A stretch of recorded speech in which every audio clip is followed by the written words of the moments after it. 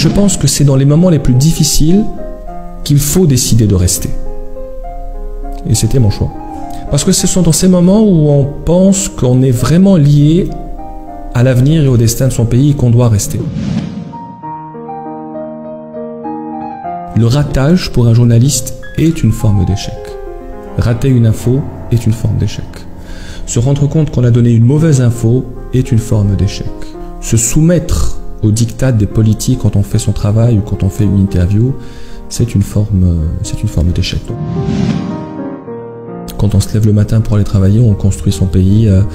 Quand on crée un média, on construit son pays. Quand on présente un JT, on construit son pays. Je pense que chacun à sa manière apporte sa pierre à l'édifice. Moi, je préfère me concentrer sur les Algériens parce que je pense que c'est eux qui font l'Algérie. Je pense que la citoyenneté est d'abord liée à la liberté et à la démocratie. Je pense qu'on peut vraiment parler de citoyenneté lorsqu'on est dans un pays où le citoyen est totalement libre et où il est respecté surtout. Le laxisme me dérange, le non-respect de la loi me dérange, la hogra aussi me dérange parce que elle touche tout le monde, hein. Elle m'a touché à un certain niveau, elle peut toucher n'importe qui d'entre nous. C'est de faire dire à un homme politique français de haut rang que la colonisation est un crime contre l'humanité. C'est un crime contre l'humanité, c'est une vraie barbarie. Je suis fier d'avoir indirectement relancé un débat de 50 ans.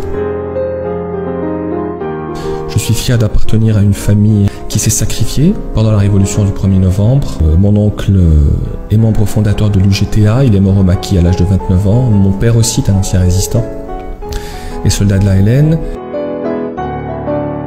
Ce que j'aimerais dire à la jeunesse algérienne, c'est qu'elle constitue la majorité absolue de cette population et qu'elle doit toujours s'inspirer des pères fondateurs de cette nation et de ce pays qui, pendant les moments les plus durs, pendant les moments les plus difficiles, les plus sanguinaires, n'ont pas baissé les bras.